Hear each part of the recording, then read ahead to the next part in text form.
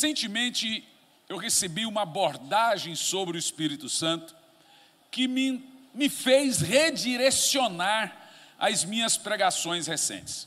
Os irmãos sabem que há 4 anos eu venho pregado no Brasil todo e até fora do Brasil sobre avivamento.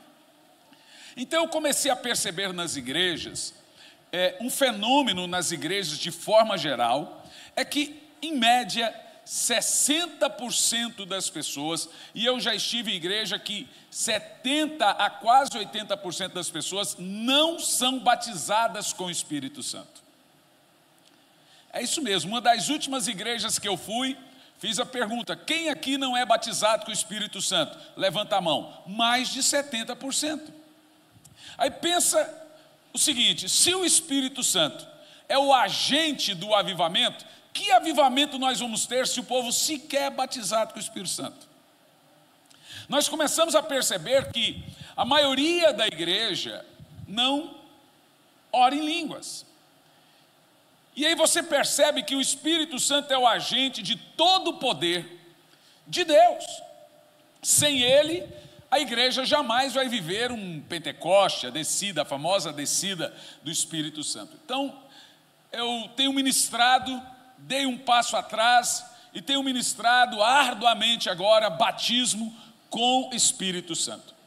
E aí eu percebi um dado muito importante: as pessoas, apesar de estarem em uma igreja evangélica que só nasce com o auxílio do Espírito Santo, as pessoas não conhecem o Espírito Santo. Não consegue. Eu vou te dizer, você conhece uma pessoa que você consegue falar dela por 5, 10 minutos. A maioria dos crentes hoje não conseguem falar do Espírito Santo 5 minutos. Se você pudesse ensinar e falar sobre o Espírito Santo em 5 minutos, o que você diria? E se você não consegue falar dele por no mínimo 5 minutos, significa que temos que redirecionar a sua forma de compreender Deus. É tão grave que um pastor disse o seguinte: não se pode adorar o Espírito Santo. E tem muita gente, pastores, que acreditam realmente nessa ideia de que você não pode adorar o Espírito Santo. Então eu fiz a pergunta: o Espírito Santo é Deus? Então nós temos uma ideia. Se você disser que o Espírito Santo não é Deus, você será taxado como o maior herege do Brasil. Porque o Espírito Santo é Deus. Em João capítulo 14, no versículo 16 e 17, Jesus diz: eu rogarei ao Pai, e Ele vos dará o Consolador, para que fique convosco para sempre. E Ele continua dizendo: o Espírito da verdade, no verso 17, que o mundo não pode conhecer, porque não o vê e nem o conhece, mas vós o conheceis, porque Ele habita convosco e estará dentro de vós. Então veja, em todos esses textos, você percebe que é falado do Espírito Santo na primeira pessoa, pronome pessoal, sufixo masculino. Ou seja, quando Jesus fala do Espírito Santo, Ele fala do Espírito Santo como uma pessoa. O Espírito Santo não é uma energia nem uma força, ele é alguém, uma pessoa. Se nós cremos que o Espírito Santo é uma pessoa, como no batismo de Jesus, Jesus batizou, ouviu uma voz do céu que dizia: este é o meu filho amado em quem tenho tanto prazer, e veio o Espírito Santo em forma de uma pomba. Todos os textos do Espírito Santo estão levando ele a entendermos que ele é alguém, uma pessoa. Em Atos capítulo 1, no versículo 8, deixa muito claro isso: contudo, recebereis poder ao descer sobre vós o Espírito Santo. Davi, quando estava caído, ele disse: torna-me a dar a alegria da salvação, não retiras de mim o teu Espírito Santo. Então, está claro para nós, em primeiro lugar, que o Espírito Santo é uma pessoa. Ele não é um fantasminha camarada, o amiguinho imaginário de alguém. Ele é uma pessoa. Agora, se ele é uma pessoa, ele é uma pessoa que vem da onde? Qual é a origem do Espírito Santo? Jesus Cristo diz: quando eu for, enviarei o Espírito Santo da minha parte. Ele diz: é para o bem de vocês que eu vá. Porque se eu não for, o Consolador, o outro, a palavra outro ali, a palavra halos do grego, significa alguém da minha parte, da mesma natureza que eu. Ou seja, uma fruta do mesmo pé. É isso que Jesus está dizendo. Ele está dizendo: como eu sou Deus, eu vou enviar o Espírito Santo, Deus, para morar e habitar dentro de vós. E é tão interessante que Jesus diz: é para o bem de vocês que eu vá. Porque se eu não for, o Consolador não vem. É tão interessante você compreender essa adesão, essa compreensão sobre o Espírito Santo deverá mudar completamente a sua maneira de vê-lo, de interagir com ele, de falar com o Espírito Santo. E essa é a ideia. A ideia é redirecionar o nosso foco, a nossa visão acerca do Espírito Santo. E eu gostaria nessa noite de te ensinar coisas comuns, simples, mas que irão mudar o seu foco acerca do seu treinamento ou a sua abordagem ao Espírito Santo. Primeiro, quando o apóstolo Paulo fala do Espírito Santo, ele fala dele como sendo Deus, operando de uma forma bem distinta. Efésios capítulo 4, no versículo 6, o apóstolo Paulo diz assim: um só Deus e Pai de todos. Quantos? Temos um número aí. Quantos? Um só Deus e Pai de todos.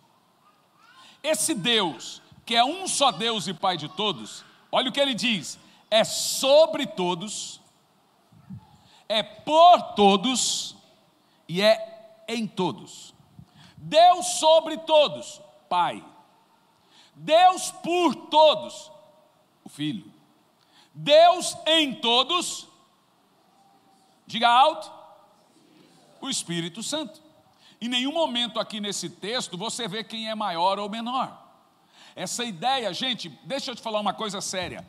Onde você leu na Bíblia que o Espírito Santo é terceira pessoa? Você já ouviu isso de pregadores, você já leu isso, mas você nunca leu isso na Bíblia. Você já viu o nome de rua com vice? Você viu lá como é que se comemora um título de vice? Eles fazem uma festa, não é verdade? Não. Você já viu rua com nome de terceira pessoa ou de segunda pessoa?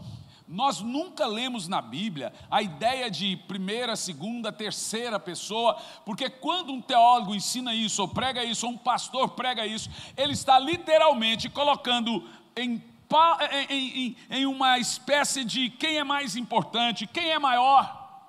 Ah, pastor, mas Jesus disse que o Pai é maior do que ele. Claro, quando Jesus disse isso, ele estava em carne. E aí é evidente, você vai se lembrar que Jesus esvaziou-se de sua glória, Filipenses 2,6. Ele deixou o seu trono de glória, diz o texto, que ele não se usurpou de ser igual a Deus, mas esvaziou-se de si mesmo. Ele era menor. Se você tiver isso como regra, você vai ver uma coisa mais grave, porque a Bíblia diz, todo pecado que se comete contra o Espírito Santo não tem perdão. Comete contra o Filho, tem perdão. Então você está me dizendo, então, por causa desse texto, o Espírito Santo é maior que Jesus? Mas Jesus disse, quem pecar contra o Filho tem perdão, quem pecar contra o Espírito Santo não tem perdão. Se for olhar por esse texto, diríamos então nós que o Espírito Santo é maior. Não, não tem isso. Tira da sua cabeça essa ideia, porque Deus é Deus, Pai, Filho e Espírito Santo. Deus é Deus, Pai, Filho e Espírito Santo. um só Deus e Pai de todos, o qual é sobre todos, Pai, o qual é por todos, Filho, e em todos, Espírito Santo. O que é interessante é quando Paulo tem a ideia de Paulo é nos mostrar que o Espírito Santo não é inferior e nem é pequeno, ele é grande e ele é poderoso.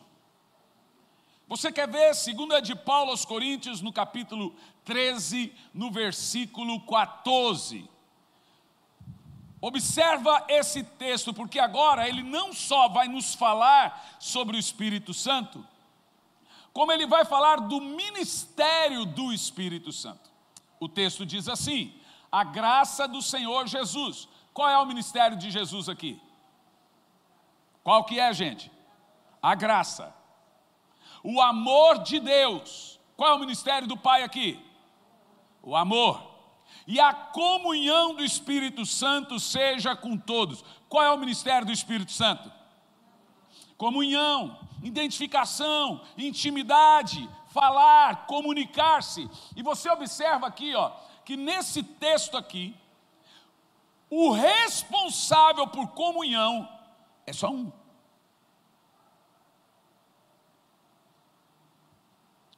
O responsável por ter intimidade é só um. Quando o texto disse comunhão do Espírito Santo, está dizendo que a responsabilidade de comunhão, de intimidade, de falar, é o Espírito Santo.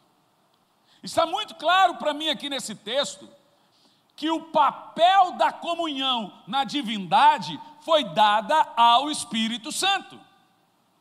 E isso é óbvio, porque há muitos textos que mostram isso. Os verdadeiros adoradores adoram ao Pai em espírito e em verdade.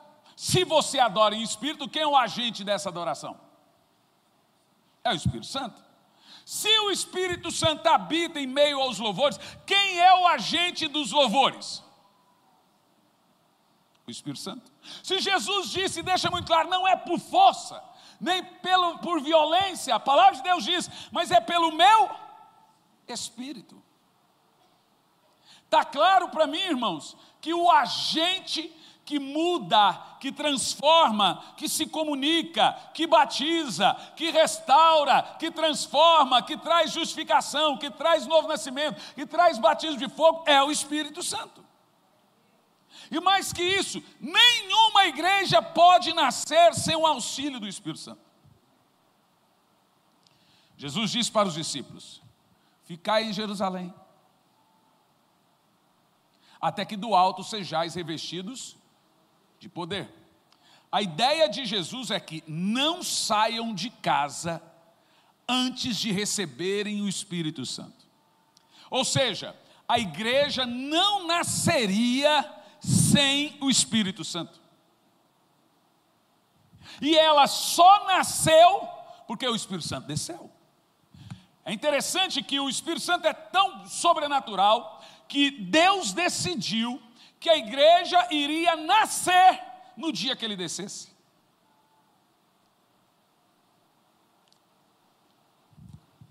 Algumas coisas, algumas curiosidades sobre o Espírito Santo. Ele é o agente criador. Toda a criação tem o Espírito Santo gerando. Em Gênesis capítulo 1, no versículo 1, no princípio criou Deus os céus e a terra. Verso 2, a terra era sem forma e vazia. Havia trevas sobre o abismo e o Espírito de Deus pairava sobre a face das águas. A palavra pairar ali é a palavra chocar. É o ato da galinha sentar em cima do ovo e chocar o ovo. Significa que o Espírito Santo se assentou e chocou a terra. É isso que o texto está dizendo. Que o poder transformador, que o poder poderoso que estava ali gerando o mundo e a terra é o Espírito Santo. E nós temos mais um texto para isso? Temos. Sobre Maria e sobre o Espírito Santo, diz assim: descerá sobre ti o Espírito Santo, e o poder do Altíssimo te envolverá. Olha que coisa tremenda. O texto está dizendo que o Espírito Santo desceu sobre Maria, como ele desceu sobre a terra e gerou Jesus. E aí o anjo diz a Maria: o que você tem aí sendo gerado em você é do Espírito Santo. Ou seja, quem gerou o mundo sobre as águas? Quem gerou Jesus em Maria? Agora, você quer mais? Quem gera Jesus no crente? Romanos 8:29 diz, Paulo diz: eu estou orando por vocês até que Jesus seja gerado em vocês. Romanos 8:29 diz: ao que antecipadamente conheceu, também os predestinou para se tornar a imagem e a semelhança de seu Filho, de Jesus. Ou seja, assim como Jesus se assentou sobre a terra, gerou o mundo, se assentou sobre Maria, gerou Jesus, ele desce sobre você e gera Jesus no crente. Em outras palavras, toda a responsabilidade poderosa de gerar vida é do Espírito Santo. Por quê? A resposta é muito simples.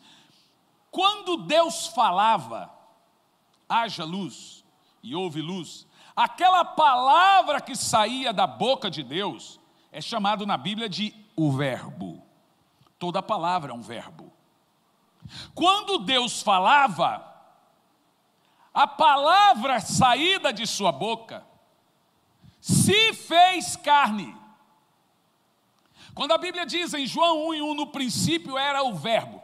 No princípio o quê? Naquela palavra, haja, aquele verbo tomou forma corpórea. E veio e nasceu em carne. Aquela palavra de Deus se fez carne e habitou entre nós. E diz o texto: e vimos a sua glória como a do unigênito do Pai. A palavra criou forma corpórea. Quando Deus soprou nas narinas do homem, não só do homem, quando ele soprou também nos animais, porque esse é o modo dele gerar vida. Quando ele também soprou sobre os anjos, como o texto bíblico nos mostra. Quando ele soprou, aquele sopro que saía da sua boca era o Espírito Santo. Por isso que a doutrina do Espírito Santo é pneumatologia. E o Espírito Santo é a terceira doutrina na teologia sistemática. E a pneumatologia ou paracletologia, a ideia é um campo de ar que você sopra. Quando Jesus soprou sobre os discípulos, ele disse: recebam o Espírito Santo. Esses dias alguém me perguntou: pastor, o que o senhor acha daquele negócio do Benihim ficar soprando no povo? Eu falei: irmão, eu queria que o Benihim cuspisse em mim. Eu já me dava por satisfeito.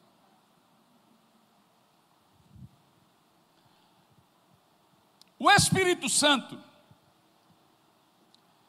precisa ser anunciado, precisa ser evidenciado.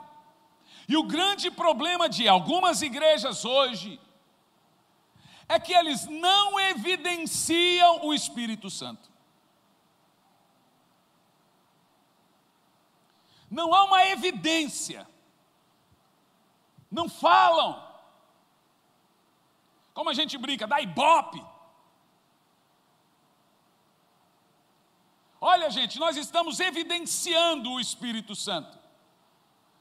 Eu sou de uma época, gente, apesar dos meus 43 anos de idade, eu nunca fui ex-nada na minha vida. Eu nasci, cresci e estou na igreja. Nunca me desviei. Então eu sei de igreja, de crente, mania, de tudo. Antigamente, as pessoas tinham o que chamavam de culto de busca do Espírito Santo. Você vai se lembrar. Então aquele culto de busca era especificamente para duas coisas: renovar o irmão que já tinha o Espírito Santo, ter um renovo espiritual, e batizar aquele que não tinha. Você ia nos congressos, nos retiros, e sabe como que você sabia que o retiro tinha sido bom? Cento e tantas pessoas foram batizadas com o Espírito Santo, 200 pessoas, 100, 50, e a gente terminava o culto dizendo, o culto hoje foi tremendo, 50 pessoas, 100 pessoas foram batizadas com o Espírito Santo. Mas hoje algumas coisas estão acontecendo estranhas nas igrejas. Não se expulsam mais demônio? Pode ir atrás. E aí, será que não existe mais demônio não? Eu vou te falar, aonde eu tenho pregado, se eu decidir, eu vou ministrar libertação, mas esse dia caiu 400. Estão tudo lá quietinho, caladinho, tomando ceia. De vez em quando essas aí disfarça de novo. Não se expulsa mais demônio porque não se ora mais por libertação. Não ministra mais batismo com o Espírito Santo. Hoje eu recebi uma notícia de um país muito longínquo aí, nem falar, raramente me conhecem, alguns conhecem, sabe o que é falar do pastor? O pastor Hernani é místico. Eu não vou dizer o nome do país, né, Leco? Deixa para lá. Eu sou místico porque eu ministro batismo com o Espírito Santo e as crianças são batizadas. E já estão começando a implicar. Pastor Hernani é místico, ele vai para o lado místico da coisa, do emocionalismo. Sabe como é que é? As pessoas não creem mais em cura, porque não oram por cura. Ó, tem um irmão aqui, que foi cadeirante. Por quanto tempo o irmão era cadeirante? Fica em pé, meu irmão. Todas as vezes ele chega aqui, está sem cadeira agora. Veio na cadeira, andou aqui na reunião de quarta-feira, e agora está andando.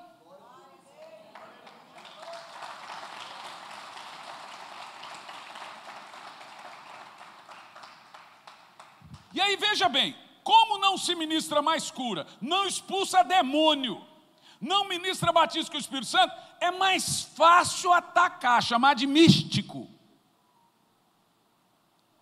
Aí isso é pouco diante do que Jesus foi chamado, né? Ele foi chamado de Beelzebul.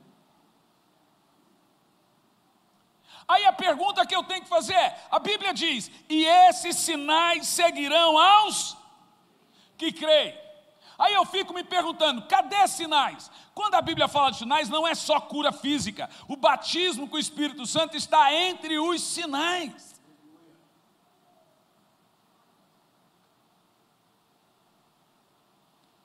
Contrapartida, eu fico maravilhado, né? Estava no Rio de Janeiro, em uma das reuniões ali na Batista da Lagoinha, acho que foram mais de 200, eu acho que foram mais de 200 crianças batizadas com o Espírito Santo, orando em línguas e profetizando e chorando, e eu não vou parar. E nem vocês querem que eu pare. O que nós queremos? Nós queremos curtir a dispensação do Espírito Santo, que é esse tempo. Esse é o momento de nós evidenciarmos o Espírito Santo, de nós darmos a Ele toda a primazia, de fazer com que todos o conheçam, sabe? É isso que eu quero mostrar para você aqui em duas perguntas. Eu falei ontem em Campo Largo, vou dizer aqui de novo. Primeiro, qual é o maior ministério de toda a Bíblia? Não responda aí. Primeira pergunta. Segunda pergunta. Quem foi o primeiro homem em toda a Bíblia a ouvir sobre o Espírito Santo?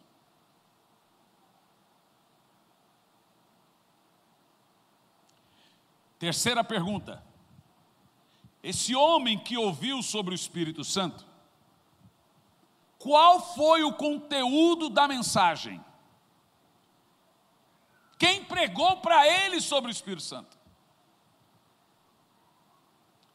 Então preste muita atenção. E nós vamos começar por 2 de Paulo aos Coríntios, capítulo 3, no versículo 6.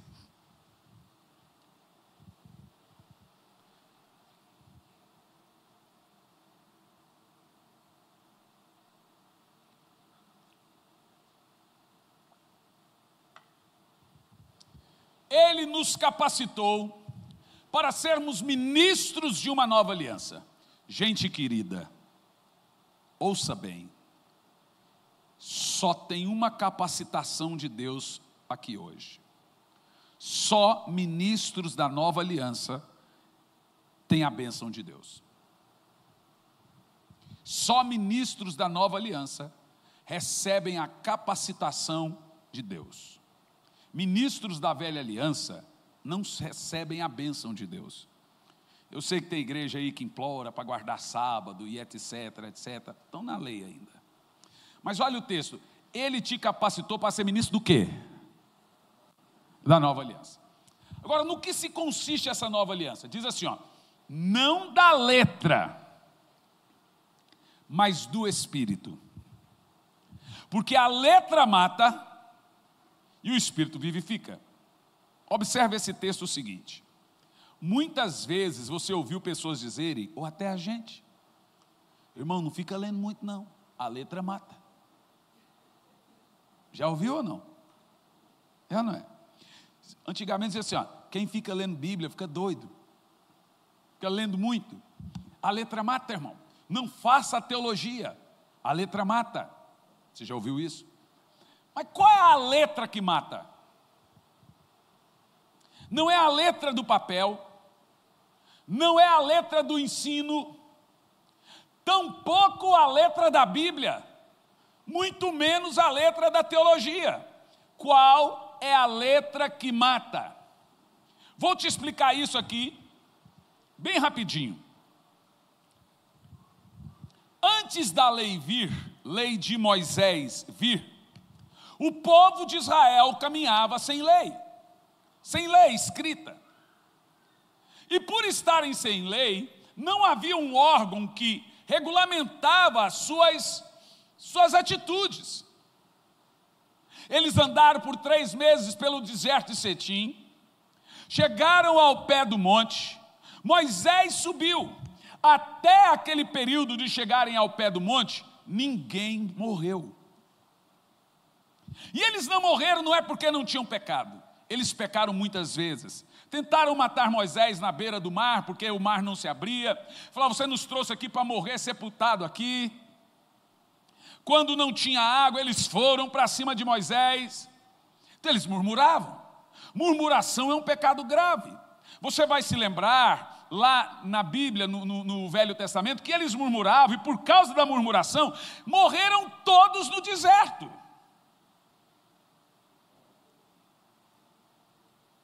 Quando a lei veio, Moisés desceu com a lei na mão, eu brinco, desceu com os tablets na mão.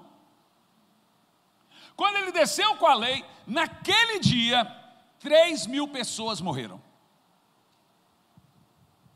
E por que morreram? Porque se levantaram contra Moisés. Mas antes da lei, ninguém morreu. A letra mata. No dia que a lei desceu, 3.000 pessoas morreram. Lá no monte, no Sinai, Moisés desceu com as tábuas do mandamento. Naquele dia 3.000 pessoas morreram. No dia que o Espírito Santo desceu no Monte Sião, 3.000 pessoas se converteram. A letra mata, o Espírito vivifica. Agora vamos analisar isso de uma forma bem fria. Pode continuar o próximo texto. Qual letra que mata? Com letras sobre pedras foi gravado o ministério que trouxe a morte. Você pode pensar o seguinte, como assim, os 10 mandamentos trouxe a morte? Trouxe. Porque antes dos 10 mandamentos eles pecavam e sem lei não morria. Agora quando veio o mandamento, quando eles pecam, eles transgridem o mandamento e morrem. O ministério da morte, que é chamado aqui, é o ministério da lei. E ele é chamado de ministério da lei porque ele governa homens espiritualmente mortos. A lei veio para governar quem não tem Cristo. A graça veio para governar quem tem Cristo. Por isso que o texto diz, a letra mata e o Espírito vivifica. Agora olha o que diz, ó, com letras sobre pedras foi gravado o ministério. Presta atenção, que os 10 mandamentos é chamado de ministério, e a graça é chamado de ministério. Qual é o maior ministério da Bíblia? No entanto, esse ministério veio com tamanha glória, que os filhos de Israel não conseguiam sequer fixar os olhos na face de Moisés. Gente, o que Paulo está fazendo aqui é falando da grandeza dos 10 mandamentos, de como Moisés recebeu os 10 mandamentos. Foi tão glorioso, tão tremendo, de forma que as pessoas não podiam olhar no rosto de Moisés. Paulo está dizendo que o maior ministério da Bíblia até então era o de Moisés. Nenhum ministério de toda a Bíblia era tão poderoso quanto o ministério de Moisés. Ele está dizendo assim, ó, está fazendo paralelo entre o ministério de Moisés e outro ministério, então tem 2. E ele diz o seguinte: esse ministério veio com tamanha glória que os filhos de Israel não conseguiam sequer fixar os olhos na face de Moisés, por causa do resplendor do seu rosto, mesmo que esse brilho estivesse te desvanecendo. Ao final da vida, Moisés ainda está com um véu, e o filho dele fala: pai, tira o véu, seu rosto não brilha mais. Porque era uma glória passageira, não era uma glória permanente. Se você quer uma glória passageira, ela existe. O ministério da lei é glorioso. O texto está sendo muito claro aqui, dizendo que ministério poderoso. Eu fico imaginando o ministério dos profetas, eu fico imaginando os milagres. Imagina Josué, parou o sol e a lua. A Bíblia diz que foi a única vez que Deus obedeceu um homem. Olha o ministério de Elias, o ministério de Eliseu, o ministério grandioso. O de Moisés é esse paralelo aqui, é o maior ministério da Bíblia até o próximo. Esse é o de Moisés, o maior ministério. Mas eu vou te dar o maior ministério da Bíblia. Continua. Lê você em voz alta. Não será o ministério do Espírito Santo muito mais glorioso? Vou te falar, Moisés foi tremendo, tudo foi tremendo, os profetas foram tremendos, os ministérios da lei foi tremendo, mas o ministério do Espírito Santo é o mais poderoso. O ministério de habitar o crente, de transbordar no crente, de batizar o crente, de curar o crente, de consolar o crente, de falar com o crente. Não há nada tão grandioso quanto esse ministério. Está muito claro para mim, e para você também, que o maior ministério da Bíblia é o do Espírito Santo. Toda vez que você lê na Bíblia Espírito de Deus, Espírito, está falando do Espírito Santo. Não existe vários Espíritos Santos, tem um. Se você lê na Bíblia Espírito de Cristo, Espírito de Jesus Cristo, está falando do Espírito Santo. Se você lê na Bíblia Espírito, está falando do Espírito Santo. Não tem outro. Ele é o Espírito Santo, o Espírito de Deus. A outra pergunta: quem foi o primeiro homem a ouvir sobre o Espírito Santo? E se ele ouviu sobre o Espírito Santo, quem falou? E depois do que ele ouviu, o que ele ouviu? Qual foi o conteúdo da sua mensagem? Gálatas, no capítulo 3, no versículo 8, eu vou dar a você 2 textos e uma dica muito importante. Sempre quando você lê algo na Bíblia, saiba, e você não encontrar uma resposta no verso, saiba que a sua resposta estará 1, 2 versos para cima ou 1, 2 versos para baixo. Naquele texto você terá a resposta, só permanecer nele. O texto diz, presta atenção, eu amo isso aqui, e a Escritura, prevendo, a palavra prevendo é, Deus viu você nessa época. E a Escritura prevendo que Deus iria justificar os não-judeus, é você mesmo, pela fé, anunciou com antecedência as boas novas a Abraão. Olha para mim, presta atenção. Nós temos algumas coisas importantes para falar nesse texto. Primeiro, boas novas é uma mensagem. qual é o conteúdo dela. Porque Jesus diz: ide por todo mundo e prega as boas novas. As boas novas é a definição da palavra evangelho. Então podemos ler aqui, e a Escritura, prevendo que Deus iria justificar os judeus pela fé, anunciou com antecedência o evangelho a Abraão. Sabe o que temos aqui? Deus pregou para Abraão. Abraão pode dizer: eu sou filho na fé de Deus. Quem pregou para Abraão ali? O próprio Deus. E o que foi pregado para Abraão? O evangelho, as boas novas.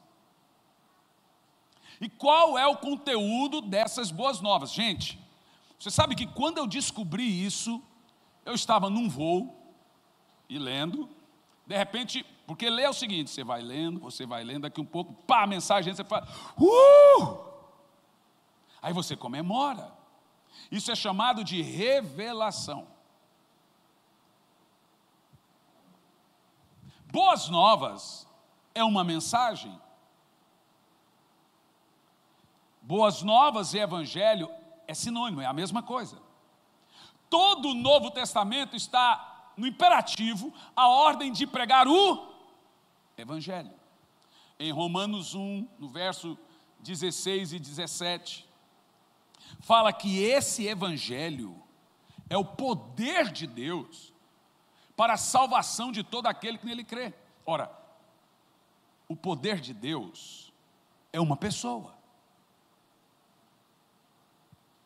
Vamos ver.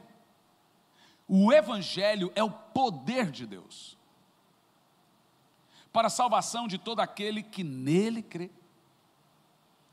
Há uma ordem para todo mundo entender o conteúdo das boas novas. Então preste bastante atenção que você vai vê-lo agora.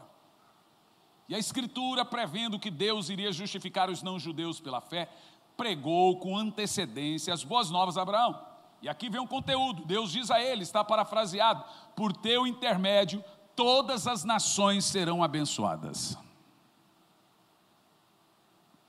Bom, por causa de Abraão, todas as nações serão abençoadas. Com que bênção? Nós já vimos que o primeiro homem a ouvir de Deus o evangelho foi quem? Abraão. Ele ouviu as boas novas. E agora, qual é o conteúdo dessas boas novas? Nós vamos achar isso, sabe aonde? No verso 14. Lembra que eu te disse? Vai alguns versículos para baixo e você vai achar a resposta. Verso 14. Então, preste atenção, só tem gente inteligente aqui.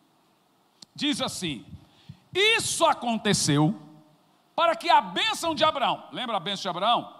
A bênção de Abraão chegasse também aos gentios em Jesus Cristo. Agora leia você, o que foi pregado para ele? Bem alto, vai lá. A fim de que recebêssemos a promessa do Espírito pela fé. Então veja, lá em Joel 2, em Atos 2, todas as promessas de derramamento do Espírito Santo foi dado primeiro a quem? E qual é a maior bênção que Abraão traria a nós? O Espírito Santo. Qual é o conteúdo das boas novas? Por que é o Espírito Santo? Porque o Espírito Santo que convence o homem do pecado, da justiça e do juízo. Se não for pelo Espírito, o homem não entende o Evangelho.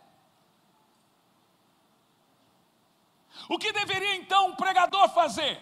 Você deveria pregar como Pedro: arrependa dos seus pecados, creia em Jesus Cristo e recebam o dom do Espírito Santo. É a mensagem de Pedro. Olha o conteúdo: receba Jesus e receba o dom do Espírito Santo. Essa mensagem, por quê? Porque ela nos fala do reino de Deus. Não é o que Jesus mais mandou pregar. Esse dia eu tinha um pregador pregando, vocês têm que pregar o reino, parecia um carro, o reino. Eu procurei ele e falei assim: qual reino que eu tenho que pregar? Ele falou: o reino. Tá bom. Qual? O reino. Qual reino? Bíblia diz que o reino não vem com aparência visível. Diz que o reino de Deus não é nem comida, nem bebida, nem casa, nem nada aqui. Está claro ou não está? O reino não é nem comida nem bebida. O reino de Deus não vem com aparência visível. O reino de Deus não é carro bom. O reino de Deus não é casa boa. O que é o reino de Deus? O reino de Deus é paz e alegria no Espírito. Leu isso ou não? Sabe quando? Por isso que Jesus disse, diga, saia, prega, diz, o reino de Deus está na terra. Mas como? Onde é que o Espírito Santo governa? A partir de cada crente. A Bíblia diz que nós somos templos do Espírito Santo. Esse é o reino de Deus. Não pense você que o reino de Deus é acabar a favela, é acabar isso, é acabar aquilo outro, é, como dizem por aí, é política. Não! Quando um crente desce as águas do batismo, quando ele vem num culto e recebe o Espírito Santo, ali cumpriu a promessa de Abraão, o reino de Deus está sobre ele. Eu preguei há um tempo atrás sobre o reino do Espírito Santo. O reino de Deus não é comida e nem bebida.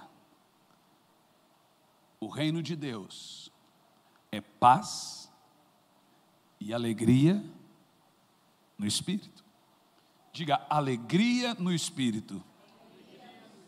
Diz mais alto. Esse é o reino de Deus. Essa é a mensagem que o servo de Deus deve pregar. Normalmente, quando eu estou pregando, eu digo assim para aqueles que estão me ouvindo: quem quer entregar sua vida a Jesus? E eu explico para eles a formatação do reino. Funciona assim. Você entrega a sua vida a Jesus, só através de Jesus se recebe o Espírito Santo. Depois que você entrega a sua vida a Jesus, Jesus te dá o Espírito Santo. Ele fala, Espírito Santo, venha morar nele. Aí o Espírito Santo vem lá do alto e se assenta no seu espírito. Por que que agora ele se assenta no seu espírito? Porque antes de receber Jesus, você estava morto em pecados e delitos. Então você era só alma e corpo. O seu espírito estava no que a Bíblia chama de uma espécie de inércia, morto. Por que morto? Porque ele não comunicava-se com o Criador. Agora, quando você fala, Senhor Jesus, eu te recebo na minha vida, eu te recebo no meu coração, perdoa os meus pecados, eu entro no meu coração, faço uma obra na minha vida e me dá o Espírito Santo. É assim que uma pessoa faz. A ordem. A pessoa, quando ela entrega a vida a Jesus, na mesma hora, automaticamente o Espírito Santo vem morar nele. Como se recebe o Espírito Santo? Gálatas 4, versículo 6. Porque sois filhos, Deus enviou ao seu coração o Espírito de seu Filho. E esse Espírito de seu Filho, ele faz você clamar Abba Pai. Olha o que o texto está dizendo. Só tendo o Espírito Santo, você vai entender que você tem Deus como Pai. É isso que o texto está dizendo. A partir do momento que eu confesso Jesus, sou filho de Deus, e aí eu recebo o Espírito de Jesus, que é o Espírito Santo, o Espírito do seu Filho, e esse Espírito me faz eu entender que eu sou amado por Deus, que Deus é meu Pai. Ninguém vai chamar Jesus de Senhor sem o Espírito Santo. Ninguém vai entender que Deus é Pai sem o Espírito Santo. Essa é a ordem. Você percebe que para receber o Espírito Santo, você não fez movimentação nenhuma. Você não precisa pagar preço para receber o Espírito Santo. Você não precisa subir em monte para receber o Espírito Santo. Você não precisa fazer nenhum sacrifício para receber o Espírito Santo. Basta confessar Jesus como seu Salvador. Aí, o Espírito Santo vem morar no meu espírito. Depois, ele faz outra coisa. Ele me dá amor por Jesus. Olha que interessante. Romanos 5, versículo 5, nos diz que o amor de Deus é um batismo do Espírito. Romanos 5 e 5. E a confiança não nos decepciona, porque Deus derramou o seu amor em nossos corações por meio do Espírito Santo. Deixa eu te falar, se você não tiver o Espírito Santo, você nunca vai entender o amor de Deus. O texto lido, sem o Espírito Santo, você não entende que Deus é seu Pai. Você pode passar pela vida cristã a vida toda sem entender que Deus é Pai. É o Espírito Santo que faz isso. Segundo, você pode passar pela vida toda sem entender que você é amado por Deus, porque é um batismo dado pelo Espírito Santo. O texto diz que é só o Espírito Santo que derrama o amor de Deus no seu coração. Agora pense comigo, meus irmãos, diante de tudo isso que você está ouvindo, quando uma igreja não reverbera, quando uma igreja não dá ênfase na notícia do Espírito Santo, na boa nova, vocês estão vendo o que é boa nova ou não? A boa nova é o reino de Deus, está dentro de vós. O que Jesus disse, o reino de Deus está dentro de vós. Ah, meu irmão, eu demorei muito tempo para entender isso. Nem no meu livro do Espírito Santo está, porque isso você recebe no Espírito. Essa é a boa nova, de que você não está sozinho. O Espírito Santo está com você. E diz o texto, para que fique convosco para sempre. Quando você chegar no céu, o Espírito Santo continuará dentro de você. Por toda a eternidade, Ele estará dentro de você. Então, pare para pensar em tudo que você ouviu aqui. E imagina as igrejas que não reverberam, que não evidenciam, não põem a primazia no ensino.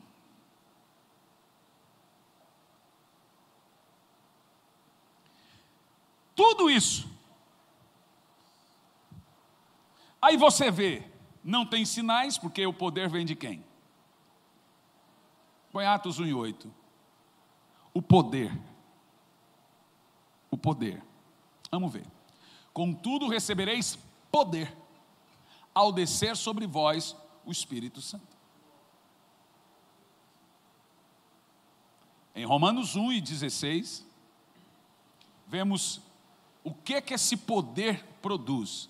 Porquanto não me envergonho do Evangelho, porque é o poder de Deus para a salvação de todo aquele que nele crê. Não tem 2, 3 poderes de Deus, tem o poder de Deus. E acabamos de ler que o poder de Deus é o Espírito Santo. Pense comigo. Qual mundo nós vamos alcançar sem o poder do Espírito Santo?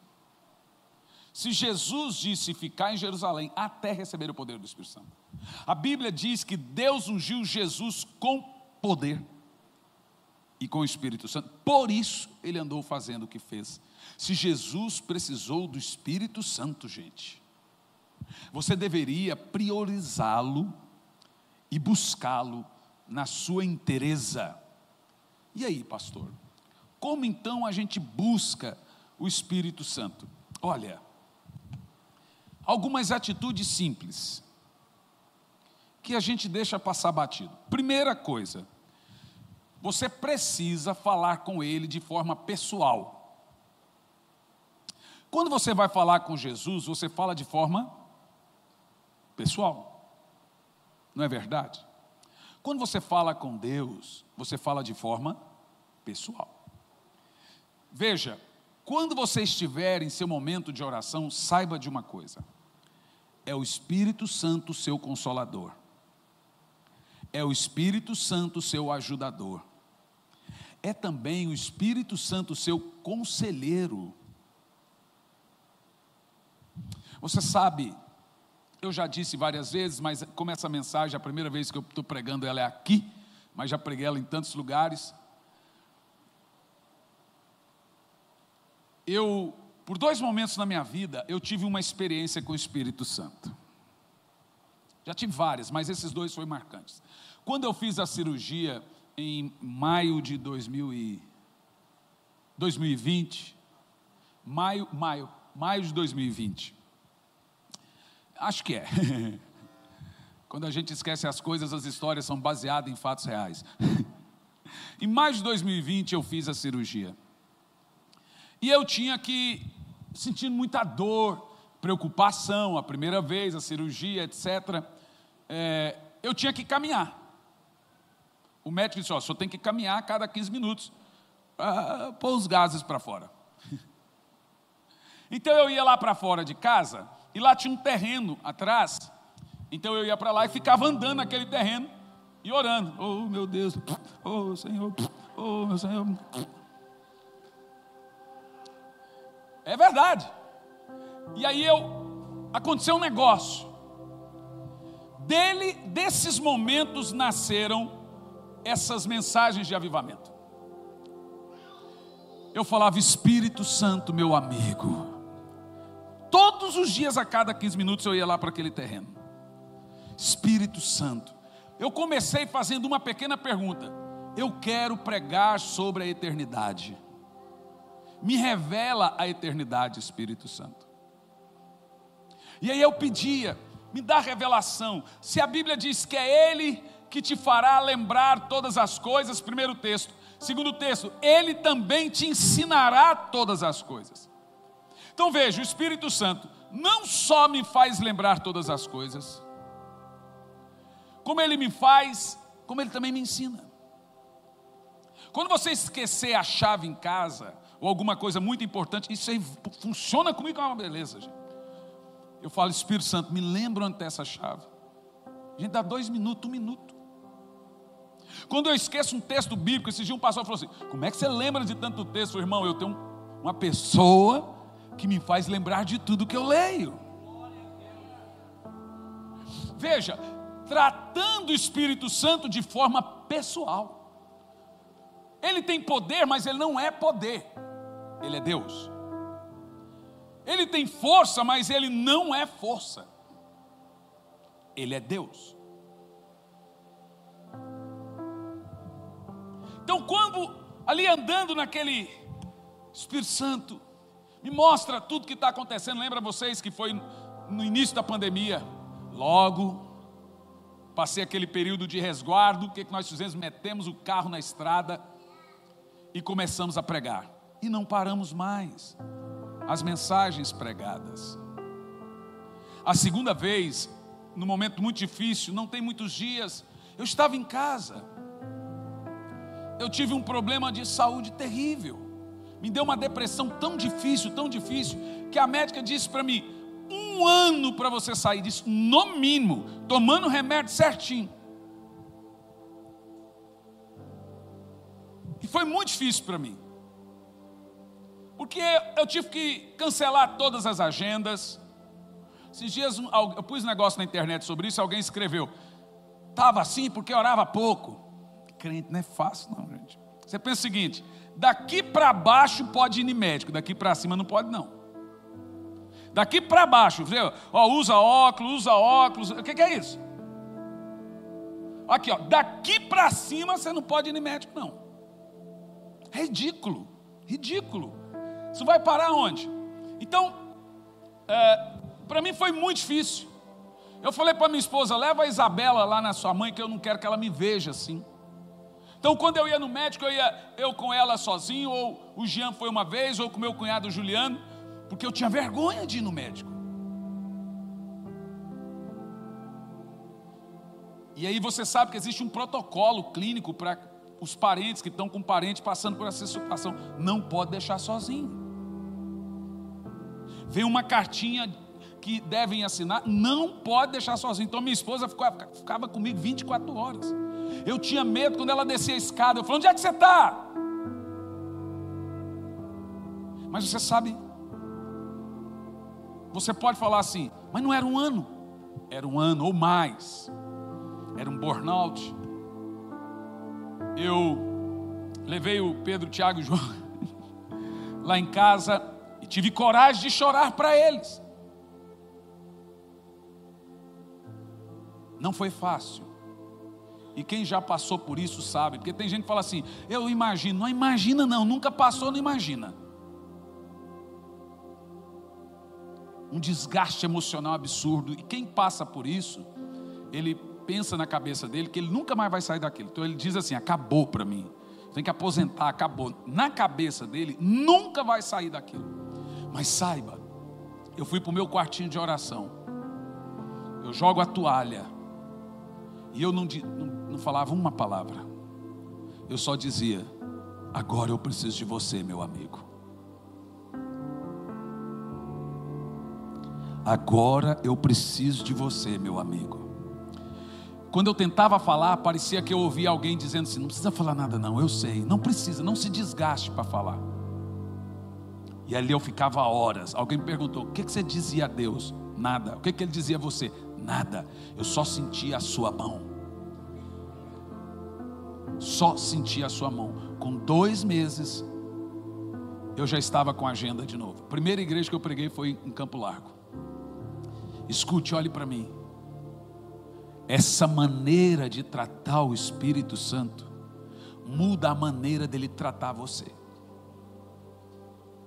Depois que eu saí de tudo que eu passei, eu falei para o Jean, falei, filho, eu estou passando por um redirecionamento de palavra. Eu preciso falar quem Ele é. Eu preciso dizer como Ele é o conselheiro, ajudador. E talvez há pessoas aqui também com depressão, com ansiedade, tomando remédios. Deixe-me te dizer uma coisa, experimente tratá-lo assim como eu estou lhe falando. Ele vai, porque, veja, Ele foi enviado justamente para isso. O Espírito Santo sabia que nós passaremos um momento de doenças psicossomáticas, ansiedade, as brigas, as confusões e etc. As informações nos levaria a esse momento. Irmãos, eu passei aqui nessa igreja momentos que só Deus sabe. Eu vinha direto do aeroporto para o culto. Isso durante anos, do culto para o aeroporto, e dava só um beijo na minha filha, minha esposa, meu filho aqui na igreja, e viajava. Crises terríveis de enxaqueca por causa de estresse. Teve uma vez que eu abri a mochila no escritório e mostrei para alguns discípulos ali, olha isso aqui, olha o tanto de remédio. Que tipo de pregador sou eu? E falava chorando de tanto problema que a gente passou. Então você vai aguentando muita coisa por muito tempo. Chega uma hora, explode. Você não tem depressão porque você é fraco. Você tentou ser forte por muito tempo. A depressão acontece normalmente com gente muito forte, trabalhadora, gente que quer fazer as coisas, quer ajudar, gente ativa. Mas eu vou te falar uma coisa, e não quero tirar a importância dos médicos ou dos remédios. O Espírito Santo é ajudador. Olá, gente querida, que Deus te abençoe de uma maneira sobrenatural. Já tem algum tempo que nós estamos realizando a Escola Integral de Profetas. Muitas pessoas têm saído dessa Escola Integral de Profetas capacitados. Muitos têm descoberto seus dons, muitos têm saído renovados, muitos têm saído cheios de uma certeza que o Espírito Santo irá usá-lo. E agora, nos dias 12 a 15 de novembro, estaremos em Sumaré, na Estância Árvore da Vida, promovendo a Escola Integral de Profetas. O que nós teremos ali? Teremos uma manifestação sobrenatural do Espírito Santo, preparando e capacitando você para o ministério. Não só líderes, todos que quiserem participar da Escola Integral de Profetas podem participar.